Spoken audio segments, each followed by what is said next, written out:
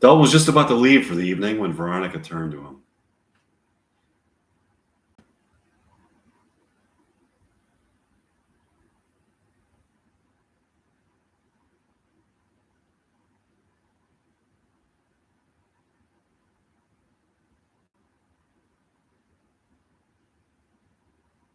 Dalton, yes, what is it, Veronica? Would you like to spend the night here? Sure, that'd be wonderful. Where do I sleep? With me in my bed? Seriously? Sure. Come with me. It's just around the corner, at the end of the hallway. Why can Veronica come to the end of the hallway Veronica's bedroom is? This is a beautiful bedroom. Veronica, I notice you have a telescope. Can I have a look? Sure, take a look through it.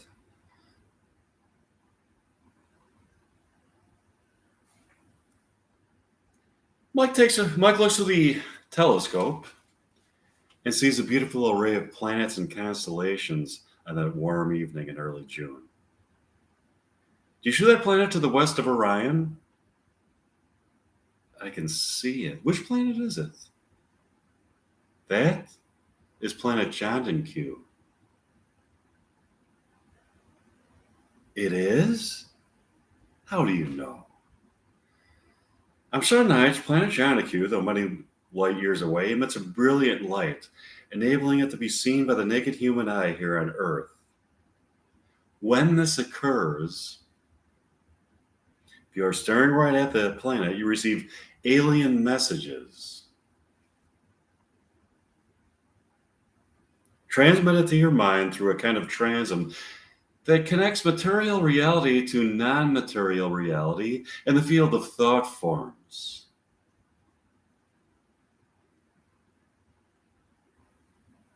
Are they in the form of words? No, it's pure thought. You receive thoughts from aliens on planet Janiku in a kind of esoteric field where your thoughts can be sent to the aliens. That's fascinating. Is there any alien in particular that you are getting to know? There's a male alien named Kando and a female alien named Isidorax I've become acquainted with. They were in a lover's dispute.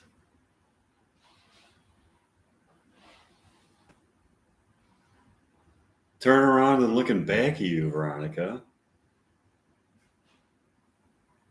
Veronica turns around and sees Kando and Isidorax in back of him. They have apparently teleported to Earth and are standing there in Veronica's bedroom. Greetings, Earthlings. Aye. Oh, how did you get here so quickly? We teleported from planet John Q. Nice bedroom. Thanks, Kando. Would you aliens like a drink or something? No, we have to get going. Kando and Isidorax teleported back to planet John Q. So now you met Kando and Isidorax. Yeah, that was interesting.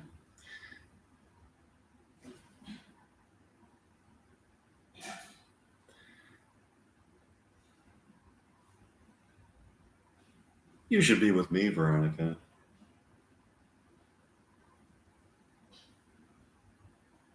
We'll talk about. Dalton and Veronica had a wonderful evening. Dalton sees Veronica in the parking lot after school. They start talking to each other. Meanwhile, the Dream Elf Theater.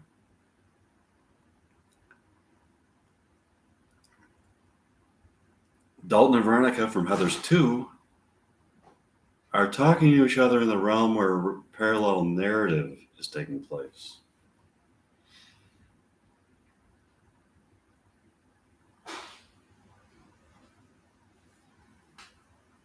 Do you want to get some popcorn?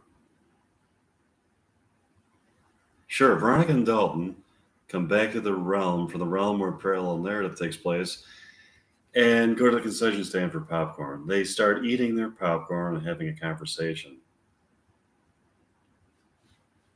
This is fascinating. We are watching our younger selves in a parallel narrative.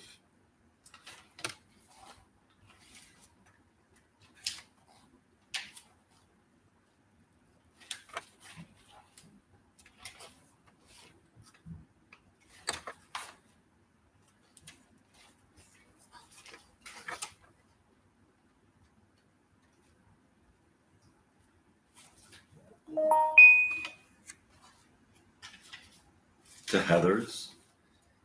It's amazing to see the scenes that took place that were not included in the movie. Yeah, people who are fans of Heather's should see parallel narrative to get the whole story. The real story of Heather's is really the original movie, along with the parallel narrative. Dalton and Veronica went back into the theater to watch the rest of Parallel Narrative. They come to the Dreamlove Theater to a beautiful moonlit evening, and were greeted by Kando and Isidorix. It's nice to see you.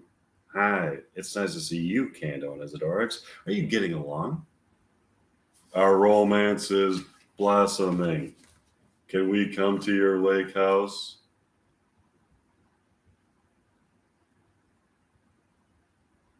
That's not very polite, Kando. You don't just invite yourself to my lake house. Why not? Because it's not proper etiquette. You're supposed to wait for the person to invite you. If they do invite you, then you graciously accept their invitation. We're coming to your lake house. What? You are not coming to my lake house.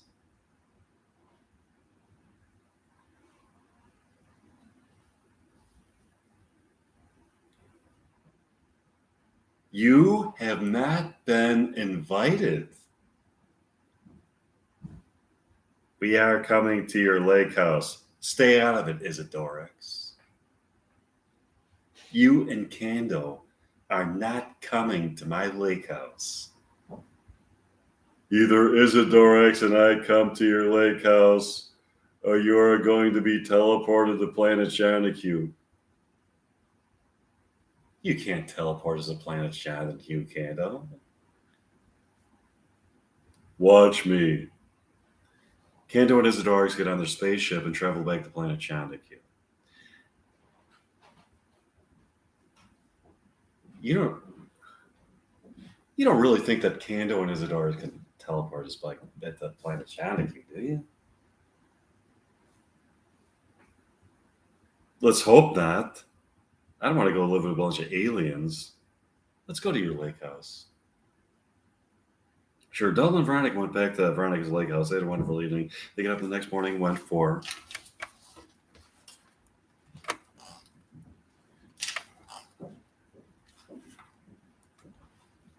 a walk along the Great Lake Serenity.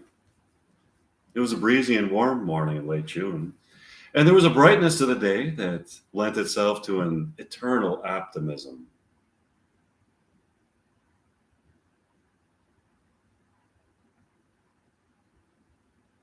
This place is beautiful, Veronica. I would really love to see you purchase your lake house. Believe me, I want to. I can't afford it. If I moved in with you, you could afford it.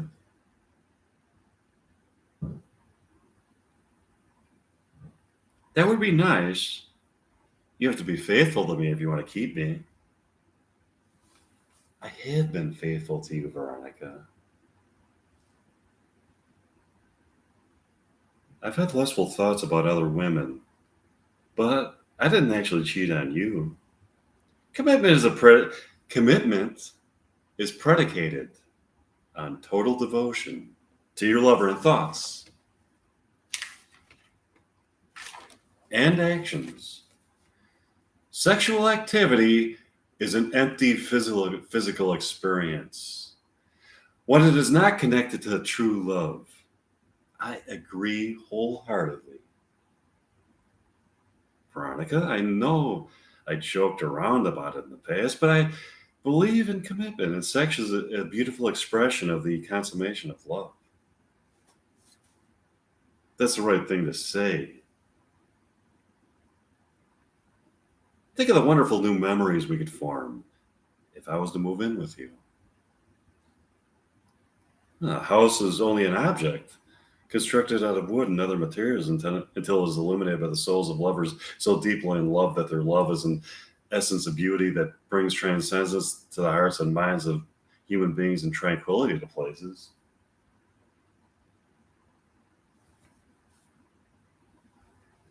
I agree. Do you want to go back to your lake house for lunch? Sure. Dalton and Veronica went back to the lake house to find JD leaning against his black Corvette with his arms crossed and a jealous look on his face. Huh? Good morning, you lovers. Fancy seeing you here. Fancy seeing us here? What the fuck are you doing here, JD? Nobody invited you to Veronica's lake house. I don't need an invitation. You see, my dad's construction company built this beautiful house. Veronica has been defaulting on rental payments. Unless she pays the rent, she's out of here. The rent is in the mail. Now get the fuck out of here or I call the police. Why did you leave me for the science nerd, Veronica? He's not a nerd. He's a cool person who was a brilliant scientist. Whatever, Veronica. With that, JD, looking extremely sad and dejected, cruises off back home in his Corvette. Let's have some lunch. Sure. Dalton and Veronica talked into the afternoon and had a wonderful evening. Dalton and Veronica get up the next day and walk to Lake Serenity.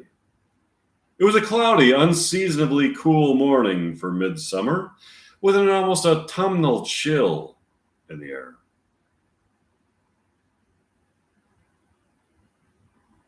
That JD has really turned out to be a bastard, hasn't he?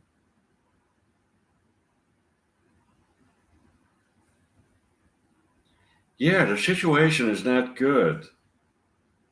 I have this beautiful lake house that I can only keep if I make rental payments to that son of a bitch. Maybe you should look into another lake house on some other lake. Huh? I don't like the idea of you here. Not when JD's dad's construction company is involved.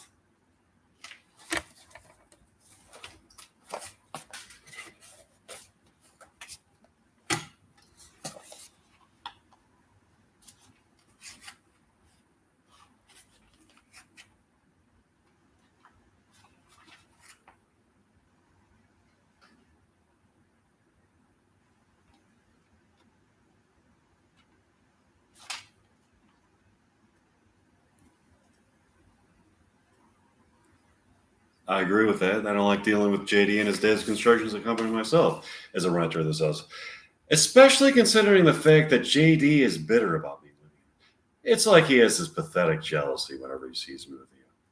What is it that keeps you here, despite such unnerving circumstances?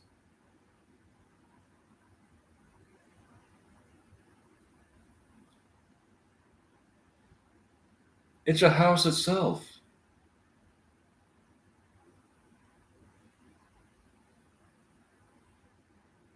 I feel great in this house.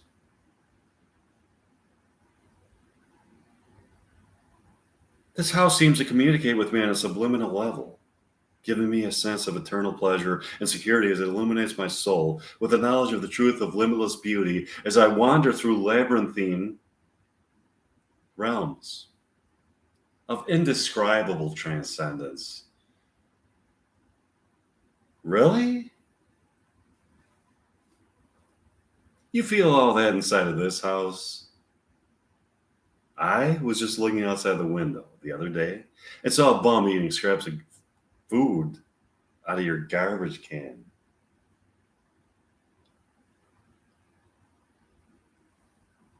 This place gives me a feeling of being eternally disgusted by the utter depravity of a humanity that, despite having evolved socially, economically, technologically, and intellectually, still is in a disordered state. The guy who eats my garbage, he's a friend of mine. He's a friend of yours. The guy who eats scraps of food out of your garbage. Yes, he is. First of all, why would you befriend a bum who eats your garbage? He's not a bum. Come again? He's not a bum. He most certainly is not a bum. I always thought that if you ate garbage out of garbage cans,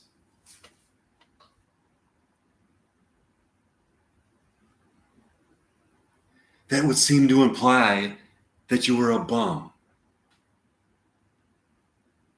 Here's the difference. He eats my garbage because he likes it. He's actually a multimillionaire with a strange fascination with garbage. He's a part of a secret garbage eating society. A secret society of garbage eating millionaires, unbeknownst to most people except for me and now you. We're on a quest to find a perfect meal that they have harvested from people's garbage. They compare results with each other and hold discussions about the nuances and subtleties of the garbage that they have eaten.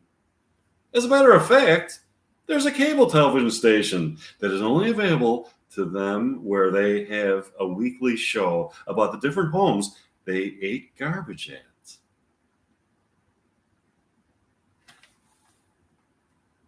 They tape episodes and have discussions about trash cuisine in a similar way to the show Check Please.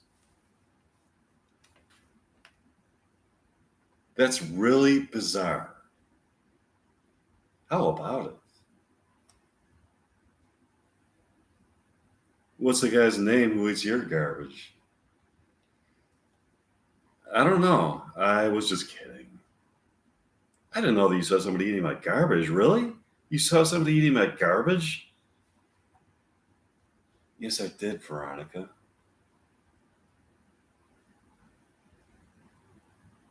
I think you should move. Okay, so that was a bizarre incident that you happen to see. Assuming that that is the exception and not the rule. I'm going to keep my lake house. I know, it is a beautiful place.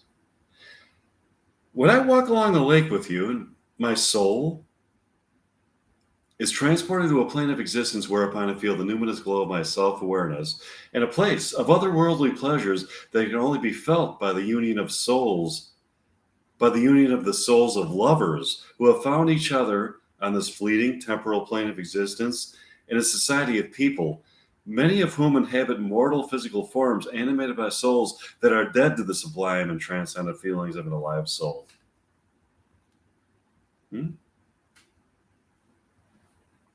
I feel that when I'm with you too.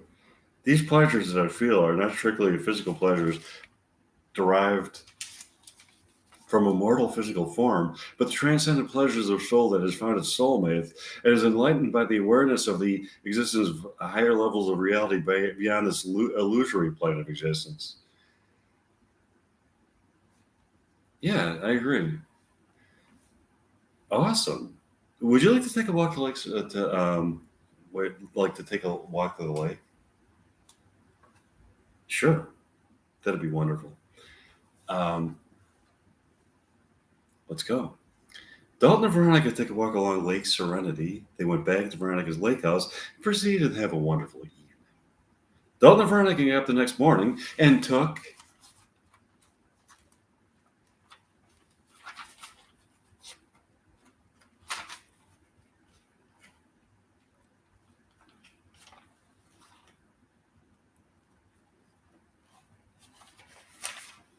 a walk to Lake Serenity.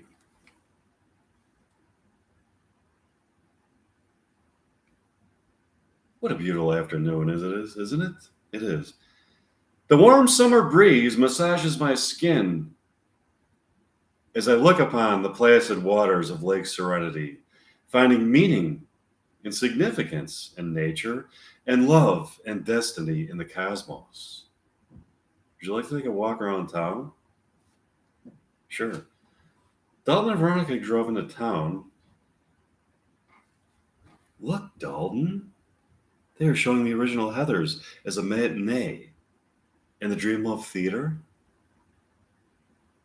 Look, it's an enhanced version of the movie. It's titled Heathers, Seen by the Eyes of Love. They walk up to the ticket booth to purchase their tickets. They find Mike Meyer at the ticket booth. That's correct.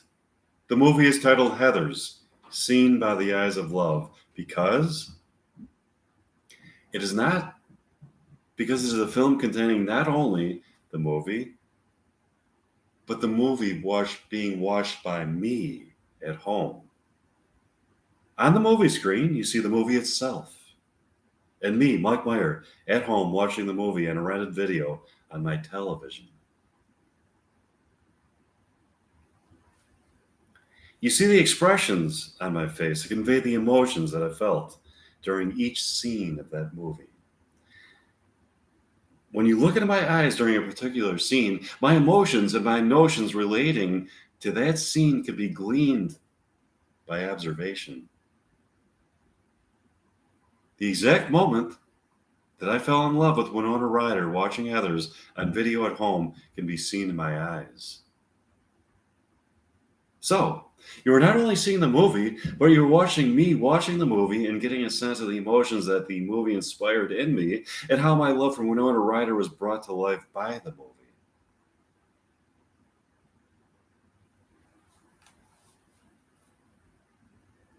Give us 2 tickets for it. Sure. Della and Veronica are sitting in the movie theater in a love embrace watching Heathers Seen by the Eyes of Love. They can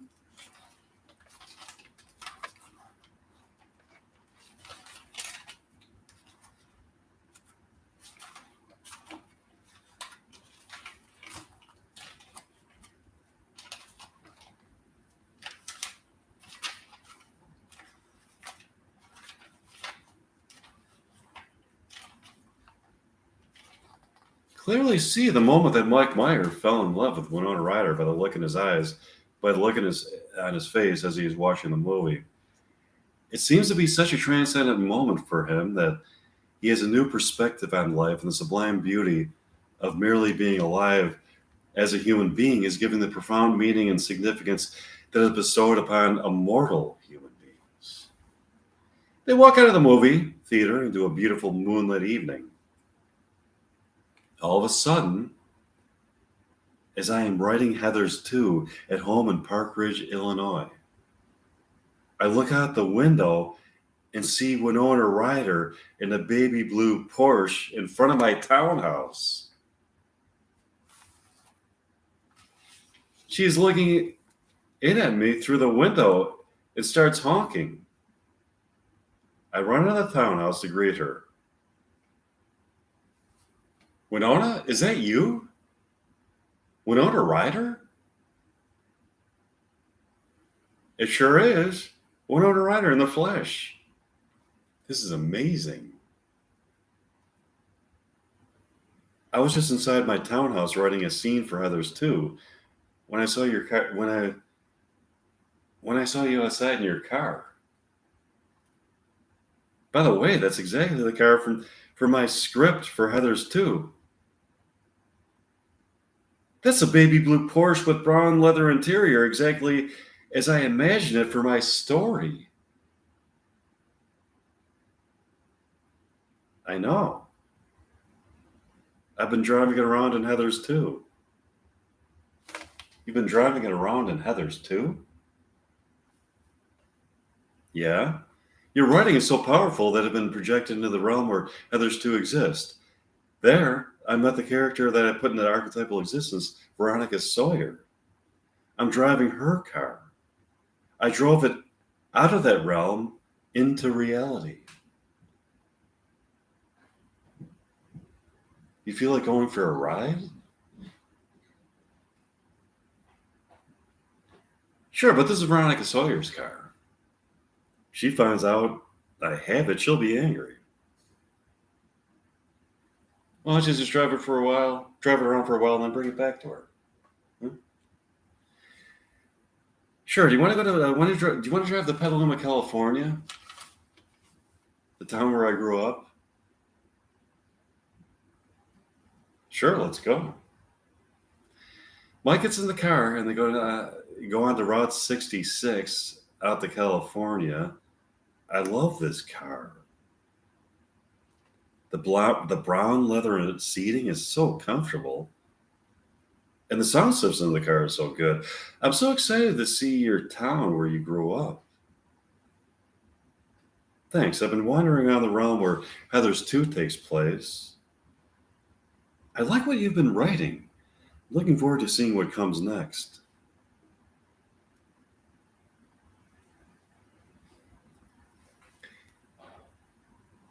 Yeah, I've been writing the script for years. It's really a continuing saga of the film. I enjoy writing it so much. I don't want to bring it to a conclusion.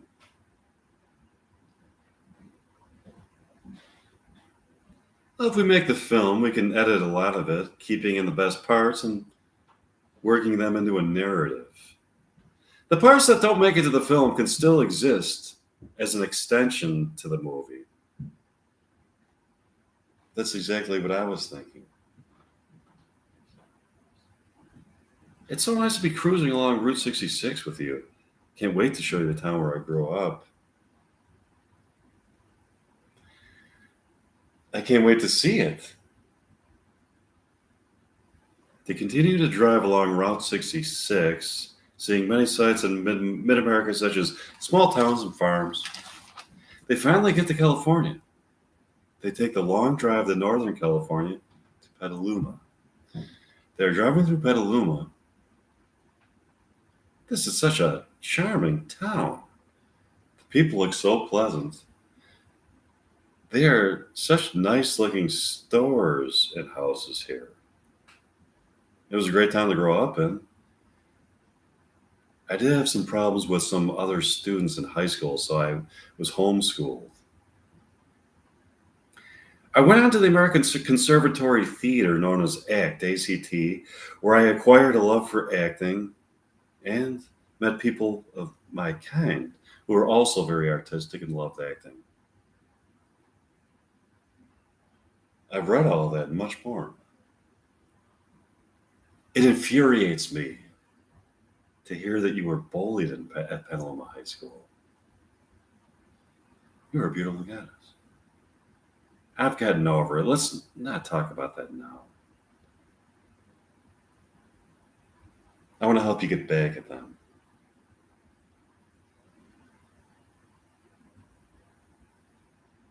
Don't worry about it for now. All of a sudden, they see Veronica Sawyer from Heather's 2 walking along a sidewalk in Petaluma.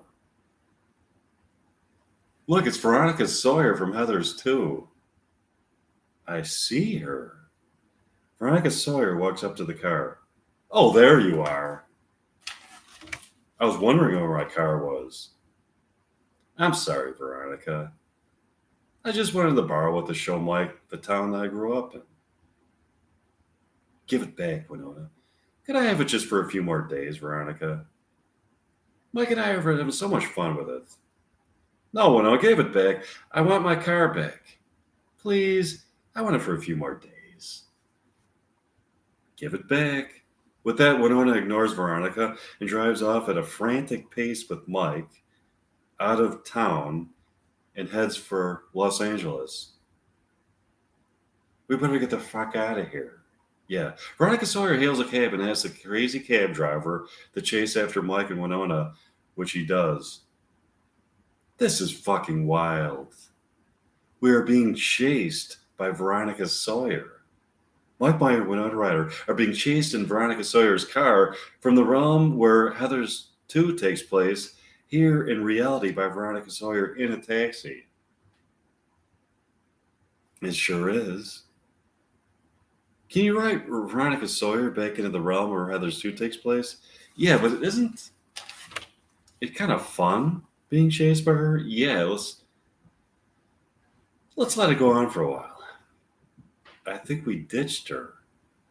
Oh, here we are in Los Angeles. Do you want to take a walk around and enjoy the town? Sure, they got out of the car and walked around. They had a wonderful evening. Mike and Winona are walking around Los Angeles in the evening and wiring some of the sights. Wow, Winona. Los Angeles in the evening. I love how the city really lights up in the evening. Yeah, Los Angeles in the evening is such a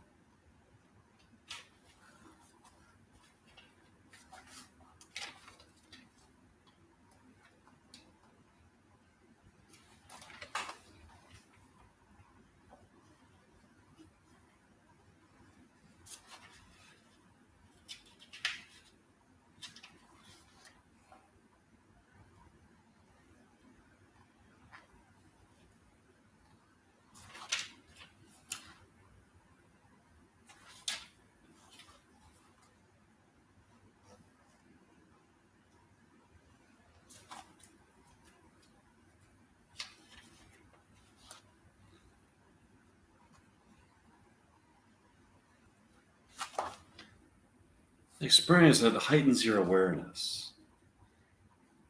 If you look at the Los Angeles area from an aerial perspective, in the evening, you can see a place illuminated by the flow of cars on highways and houses in the valley, lit up by some kind of presence.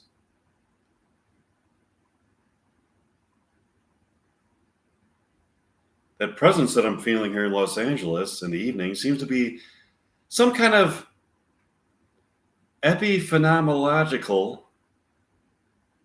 Wait, how do you epiphenomenolo- epiphenomenological? Epiphenomenological. Okay, that was the word that was going. Emergence that was born out of psychic energy emitted by people through their thoughts and social interactions that has become the defining characteristic of a diverse people, both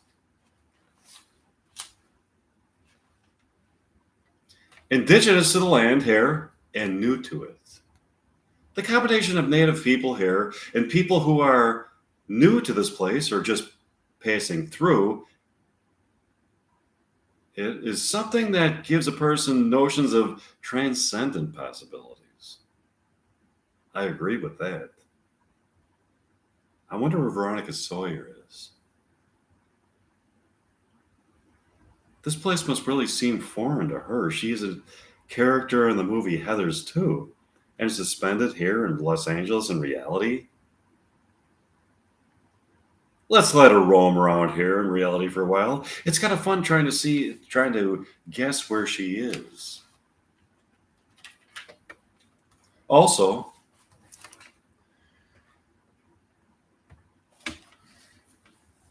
I'm really enjoying her car. Yeah, I agree.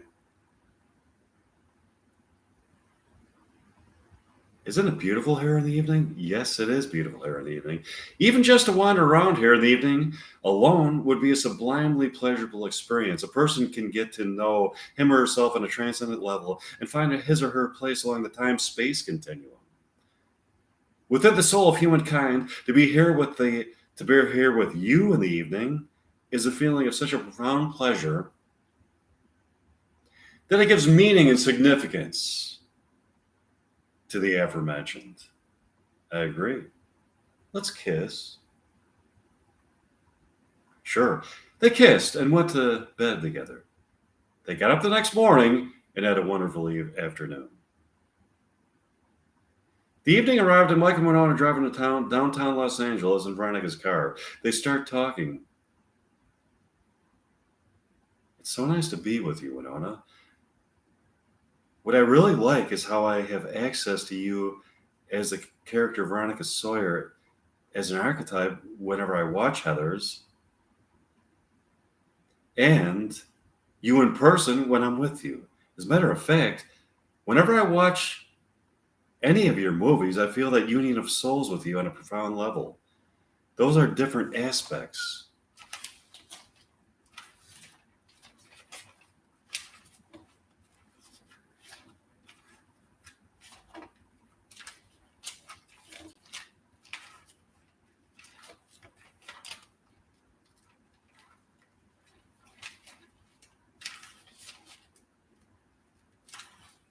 Of my love for you. There's a love that I feel for you whenever I'm either alone thinking about you or watching a movie of yours.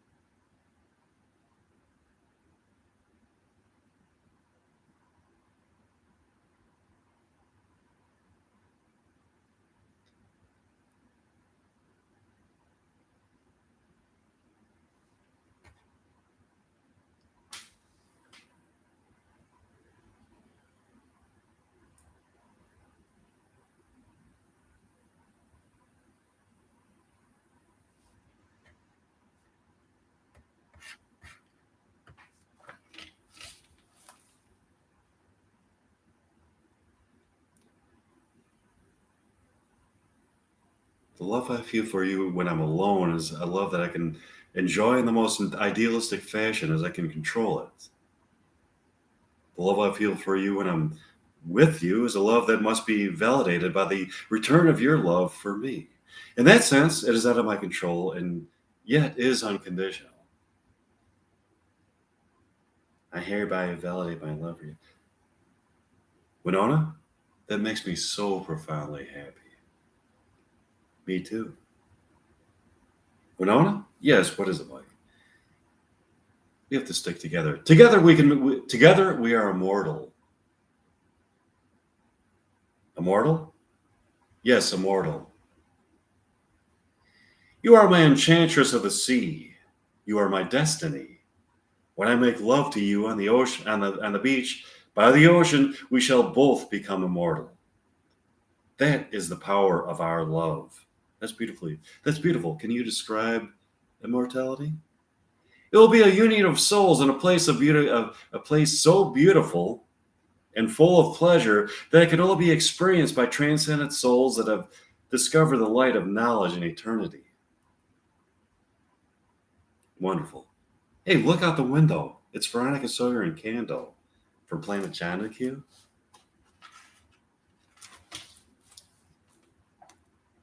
What would she be doing with Candle?